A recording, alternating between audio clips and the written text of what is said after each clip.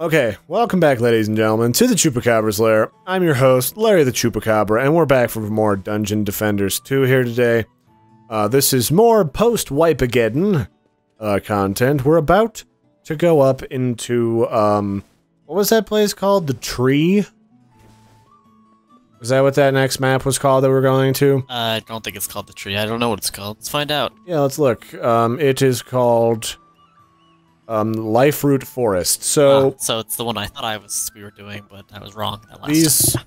These pet people, their Corvette has landed in a tree after being attacked by the Queen of all Wyverns, and we've been sent to rescue them because apparently these battle pets are super valuable.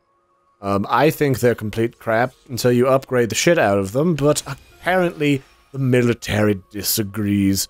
So we have to save the royal eggs that are all fancy looking here. And optionally, we have to keep the small midgety people alive as well. I guess they like to be called dwarves. I like to call them wee people. And I told Neff he can have his pick of whichever one he wants to have his way with. I will look the other way. And he has declined my offer. Very rude of him. They're unconscious. What are they gonna do? I mean, we didn't even have to offer them wine like Bill Cosby. He needs to get on our level, Neff. Alright? So anyway... The only thing you've achieved from that conversation is now that I want wine. I mean, I am having a beer right now, so, you know. So we have to defend these eggs from getting schmooshed. And it would be very helpful if we also saved the battle pet, Mr. Quab, who is a crab monster. Who is missing an arm. I believe he got ripped off. That's kind of debatable. He may or may not be a crab. We really don't know. Yes, well, the crab, he is defending the tree from all of the wyverns. He's got a cannon in his face, and he's already missing an arm, and he's got a bunch of shit in his other arm. And we figure it would be our best, I fell. Nicely done. I think it would be in our best interest to keep his ass alive. So we're gonna do that.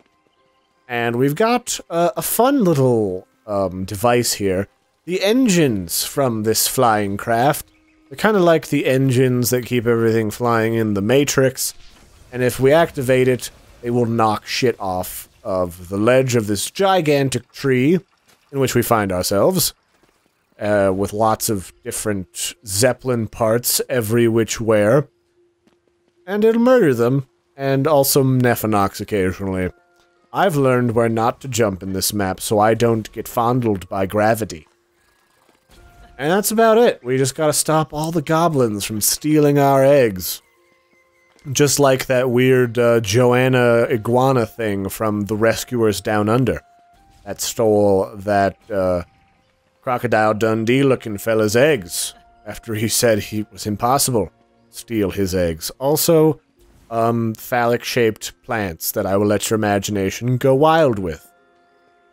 Nephanox is just finishing setting up all of his towers. Oh, you did set up. You don't like putting these walls back up against the crab, huh? Okay. Guess I can get started with my towers, then. So, to recap for people who are not familiar with our tactics... Nephanox and I switch off roles. He has a bunch of characters leveled, I do not. And he puts up towers and some other basic defenses that I don't have access to. And I handle the rest because I'm a tower spec kind of guy. And then he gives me the rest of his mana. Very nice of him. So we want to keep old Crabface alive. And, even if we finish this map, normally this would not completely unlock the use of pets for us. We still need to rescue these eggs, but I'll get to that later. I don't want to spoil it. So much fun. But this is basically the point in the campaign where we finish unlocking the 2 pet keepers so that we can start hatching pets. And then after we unlock the pet keepers, you'll also start to see eggs spawning. They're already spawning for us in our little playthrough here, but that's because me and Neff have already completed it, and we're playing basically missions that go past the storyline into, like, you know, challenges and extra farming and crab people. It's good stuff, it really is. And, whoops, I'm not going to spawn any extra ice towers because they're kind of useless in this map. And let's do the thing. I'm gonna control the engine controls and try not to fall off myself. I forgot to switch to the Huntress. Nicely done. Good thing it's only wave 1, huh? So, Indeed. What's your favorite character to play as so far? The Huntress? Yeah, the Huntress is currently my favorite. It used to be the Monk, but then the Monk is kind of underpowered at the start of the game now. Oh, you can't knock the dragons off the ledge. Or maybe they're grounded. That's entirely possible. Alright, got some blues off our dragonkin friend. Oh, there's a bunch of shit over here. And they too are grounded. It's really annoying as the mage, because one of the mage's really damaging abilities is that tornado. And this other one, you have to get super close for it to do anything, and I don't like using it. It's kind of like a mana crash or a spell crash kind of ability that is an explosion of regular blue mana. Excuse me, my allergies give me a little bit of a dry, kind of scratchy throat in the evening time. So we will murder that dragon. It really stands really far back here. Maybe I can fix that if I upgrade my turrets. One of the reasons why I have increased range on my turrets is because of dragons standing in the far back, shooting stuff in the face. Quite rude. It really is. My favorite class to play so far is the mage, mostly because I've always played the mage in Dungeon Defenders. Neff has died. It has a wall, the walls that keep things from progressing, and it also has a range firing ability. These are two things that I really desire in my characters, but my second runner-up is the Huntress, followed by the Warrior, followed by last, the Monk, because I think the Monk is a cheesy ability kit that doesn't really stand up to scrutiny all that well. Yeah. I have a lot of extra build space this time around. Which is going to mean I'm going to build some extra earth turrets. I'm really bad at jump, by the way. This jump? Which one? Yeah. Where are you? You know, one over there. Oh, the one that killed me too? Yeah, I keep trying to jump from here to over here, and I keep failing terribly. Yeah, there's like, right where I'm shooting, the hitbox right here on this ledge is all jankled up, and I don't know why. Like, if you hit it wrong, no matter how far up you are, it'll drag your ass down into the void. I'm really bad at this. I have noticed. And so has everyone else. You put on quite a show, Nefnox. I hope you know that. That's me. Quite a show indeed. I think most of where our weak spots are in our defenses are right up front here. Where they're trying to kill our friend the Quab. Not Mr. Quabs. He's not the most talkative fella, but he does shoot off a few spicy quips now and again and shoots people out of the air. Oh, there's a power crystal in the front of this ship, and it's all fucked up. Well then. I guess we're ready. Neff, don't do that thing you were doing with the death. I'll do my best. Alright, sounds good. Nice job. Nice. Just for the hell of it, while I'm talking about avoiding death, might as well hop off the cliff intentionally. Alright. Mr. Quab is busy. And I'm going to shoot these guys off. Don't shoot them, I want to kick them off the cliff. Yeah. I guess I didn't see if they're grounded or not, but it looks like most of them aren't. So they just fly off the cliff where I jumped off a minute ago, and they die. Do we still get their loot, or is that just kind of sacrifice to the void? If loot falls off the edge of the world, it just gets sent into your inventory or something. Oh, okay, that's temporary storage, I believe. That's fair. That I guess that means I'm gonna have to start checking that damn thing, don't I? Okay. Maybe once in a while. I'm gonna build another anti-air turret.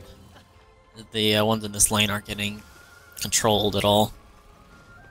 The one back here? Is this one not working? Yeah, it's not. That one's not hitting the ones over here apparently. Oh, it sounds like you gotta put like a couple back there and one up front. I should hit the one, but it's not. Yeah, well, I mean, it's a pre-alpha game, so not everything works as it's described on the box. What was I going to talk about in this episode? I think we took a little break because Neff wanted food. He's some sort of weird mammal that requires nutrient support to convert proteins and carbs into building blocks and energy for his body. Well, what I did today, I fixed a tractor, because I live out in the woods, and when it gets to... What's the tractor? It's yellow. It's a golden yellow Cub Cadet 40th Anniversary Edition tractor. And the belts that control... the V-belts that control the mower deck shredded themselves, because when we... when we replaced them the last time, we put one piece back in wrong, and over the course of a year, it slowly shredded them. The new ones, so we fixed that and found out that problem. And, yeah, so I took those blades off today and sharpened them, because you gotta have sharp lawnmower blades to cut down thick grass. Super important when you live out in the woods, because this time of year, all the grass dries out, and tall grass that's all dried out and crispy is a fire hazard. So we keep the grass out here, me and my family. We keep it trimmed when they come out here, so that it doesn't burn up to the house and burn everything down if it comes to that. So that's what I was doing today. I also hosed it down yesterday with a pressure washer to get all the grease off of it. And oh look, here's our friend! Some of you who might have seen my previous Dungeon Defender videos might remember our compatriot here. This is Froggy Hendrix. And his brother Bill is somewhere else up here in the mess. Where was the other frog, Neff? I think he's way over here. Alright, let's check the other frog to make sure he's alive and not pooping on everything. Nope, not over here. Where is he? What? Where did you say he was? I don't remember. Okay. Wait, there's no one right here, though. Alright, so there's a frog over here in a pool. This is his brother Bill. Froggy Hendrix is the most prominent singer in his genre of music. Frog croaking at night to help people sleep because they fear the darkness and the silence. Oh shit, the boss is fucking our shit up. Or there was no way out of that, by the way. Really? You had to die? Yeah, I had to die. Well then. This boss is just trashing all of my turrets. Like an asshole.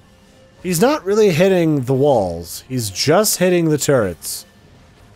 If you have any mana, if you could repair those, that'd be fantastic. I'm gonna shoot the rest of you assholes off the cliff. What douchebags. I invite you over for tea and creature eggs, and you trash my shit? How very rude. You know, now that I think about it, I always read horror stories online about people who invite others over for, like, get-togethers and shit, and then find out, like, their laptops get stolen. And, I've never had that, although apparently one of the kids I grew up with stole from one of my friends growing up. He stole all of, like, half of her Pokemon cards, and then when she went to his house the next time, she just conveniently retrieved them. And, he didn't say anything because he knew better. We don't speak often. I don't think he knows that I banged his sister once, so there's that. Yeah. But I always hear about, like, people who, like, go in and they steal, like, an Xbox, or, like, I How do you walk out of someone's home with an Xbox? Seems kind of... That's what I always large. wonder, because every time people come, like, they only come with, like, 1 or 2 things. They don't really bother bringing a purse or anything. 'Cause it's like, you're going to someone's home, you're not gonna go buy something. And, like, they leave with maybe a casserole oh, I almost fucking died there. They leave with, like, a casserole dish that they brought because it's, like, a potluck or something, and that's about it. There are frogs all over this map. Are there? I'm not naming Yeah, all of them. I found like 3 more over here. There's Froggy here. I mean, there's basically just little pools, because this is styled after like a rainforest canopy. There's little pools hiding everywhere. There's gold down here that I need to get. Oh, there's a whole... Wow, there's like 3 of them right here. You're not kidding. Wow, this is neat. This is a very relaxing map to check out, I gotta admit. This is probably my favorite map, because it's just the coolest made so far. I think we're good. Let's do the stuff with the things. I don't know, what's your weird thing that you always hear horror stories about, but you don't quite understand how it always happens in real life? Anything, like... Do you see anything like, you're into food and like food science, what you're studying in school. You ever look at the shit in like the cooking shows and like you can't imagine that someone actually does any of that shit? Or have you not really watched a lot of that? I haven't really watched a lot of that. I mean, I can just imagine you in a situation like Ramsay's Kitchen Nightmares. He's like, why the hell did you do this? And you just like ignore him, and then he screams in your ear, and you just turn to him and you're just like, why does your breath smell like tuna fish? You wouldn't even answer his question. You would just be like, huh, you're a weird individual, Mr. Ramsay. You always shout at people you like. You get the feeling like you're into me, but you're just too scared of your wife seeing this episode to admit it. Just like completely throwing him off. I could just see you doing this. You're just that kind of person.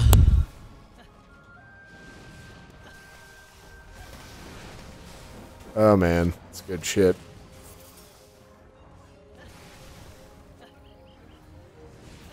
Everything's pretty upgraded over here. I'm not too concerned.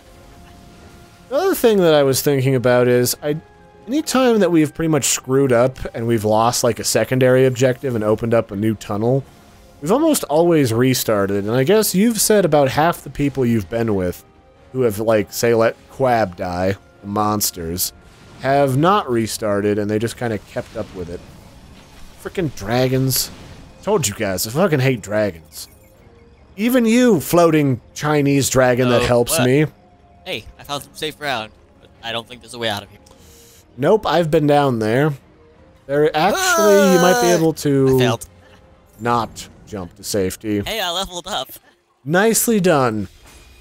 Just look at that. There's If you were experience playing, gained and everything. if you were playing Dark Souls right now, that would have probably given you the achievement "Welcome to Dark Souls," or you die for the first time.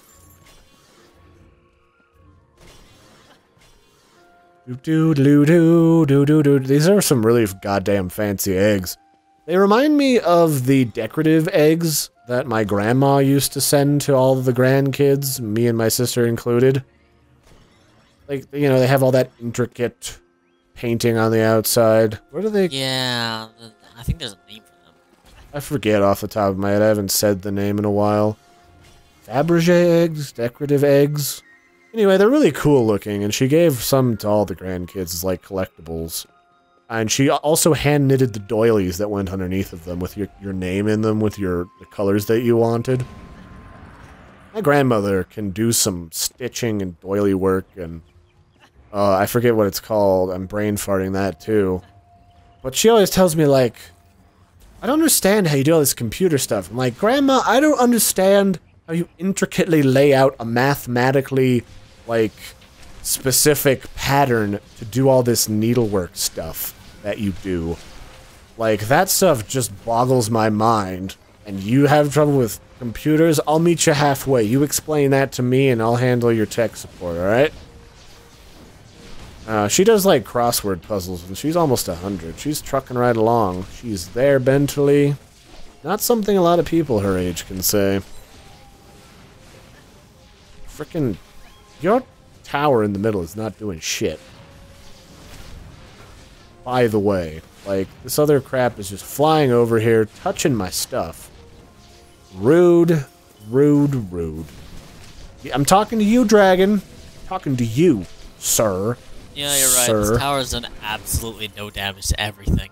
To anything? It's done nothing for anything. Wow. Just wow, Nefnox. Why don't you stick it, like... Why don't you stick it on this part right here, and then it'll get, like, 2 lanes. I'll move it after this wave. Disappointing Fix you, the stuff. Nerfalopolyps. Disappointing you. So we're almost ready... I mean, the other Path of Exile episodes might come out before this video. I don't know when I'm going to edit it and put it up to auto-publish. But, we're getting ready to end our Path of Exile series soon. We've only got, like, a couple of bosses left. So that might date this episode. Maybe, maybe not. But, what do you think about playing... Because I talked to you about this. We kind of pissed around in it. I never played Torchlight 2. Because I played Diablo 3 right before I picked it up. And I think if I had played it first, I wouldn't have bothered with Diablo 3. Because it's a better, clicky game of that variety. But, you want to do some Torchlight 2 after we're done with Path of Exile, Mr. Nerpopolis? Certainly. Okay. Well, I guess that answers that. We'll just have to do a bunch of games of that genre to replace Path of Exile, and that'll just be like our type of video that happens in the late evening. Ooh, this thing got the shit kicked out of it. Holy crap. Yeah. These are only level 2. There we go. You can throw some upgrades on the damaged towers? Which ones? On the side there. Just the fire thrower thing. Yep, I got enough to update 2 of them. Good. How much do you have left for mana? 25. Here, take this. Or, whoop. Here. There you go. It's up here, I guess. How do you get rid of all of it again? Control M. Oh, okay, there you go. There's the rest. So that you can finish upgrading whatever you want. Because I only had 78. It's not a good number. Right, we're good to go. Okay, and we're almost done with this map too. Not on my hunter. Fantastic. That's your own fault, Neff. Yeah. Good thing I don't have nearly your hero damage. You son of a bitch. Freaking dragon. Maybe I can knock you off the cliff. Yes! Fuck you, dragon. We're not friends. Hate the dragons in this game. They're such assholes. They touch all of my stuff and just ruin every party that I've ever invited them to. They're like my dick friend of mine, Greg, that I ended off our relationship by slamming his head in a car door until he fucked off because he wanted to start a fight and hit me. With a fucking shovel. You mentioned that story a lot, you know. Do I? Well, yeah. It was a rude ending. He was kind of an asshole all throughout, though, so in hindsight, that was probably a good thing that ended. Ow. Well then, Mr. Explodey. So rude. Ever tell you about the friends I did music video stuff with in college? And later some music video stuff with after we graduated? So, as part of one of our classes, we got paired with a band that was signed by the college, because they had a record label, just so that people, like students, had an actual official band that they could, like, work with on projects. And I went to hang out at my classmates, a couple friends of mine, my friend Alex's place that they were renting just off campus. And here in Colorado downtown, some of the lower income homes that you can, like, rent as a college student for pretty cheap with some friends are like old Victorian style homes that are really run down and kind of shitty. And there's I walk up to it, they made up some shitty excuse as to why there were PBR cans all over the lawn and in the backyard. And I'm just like, nah man, you can just admit it. Hurricane Katrina's been through here. And so like I'll just describe to you their house, and I'll continue some of that into the next episode, but, they didn't have a working bathroom on the bottom floor. So when you needed to pee, he would just tell you to go out and piss on his tiny little square of sod that he bought. He didn't buy it because he wanted sod, I'll point out. He bought it for a project where, he used it to, like, cut out some words, some letters, and then, like, take a picture of it for, like, some dumb multimedia class. So you went out and watered his grass for you. And then, he had a refrigerator in the backyard next to it.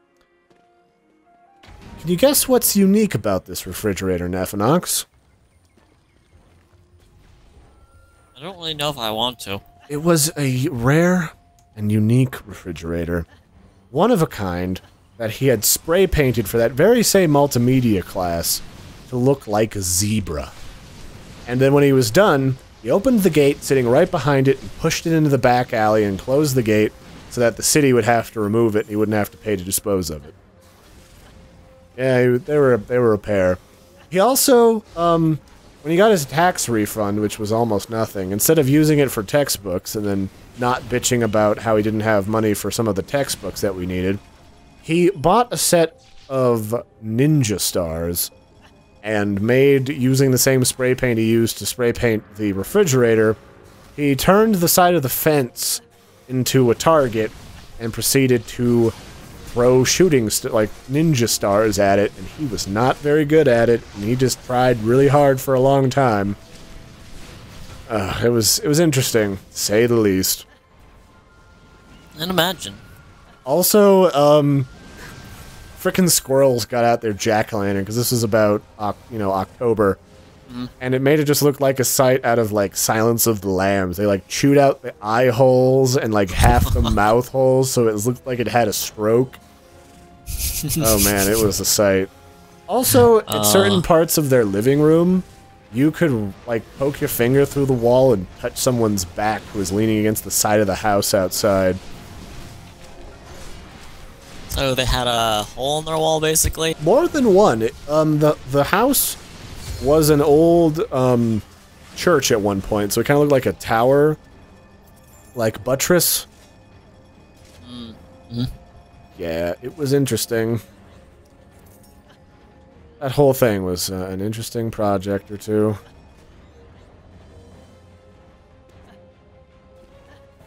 Alrighty, we did the stuff with the things.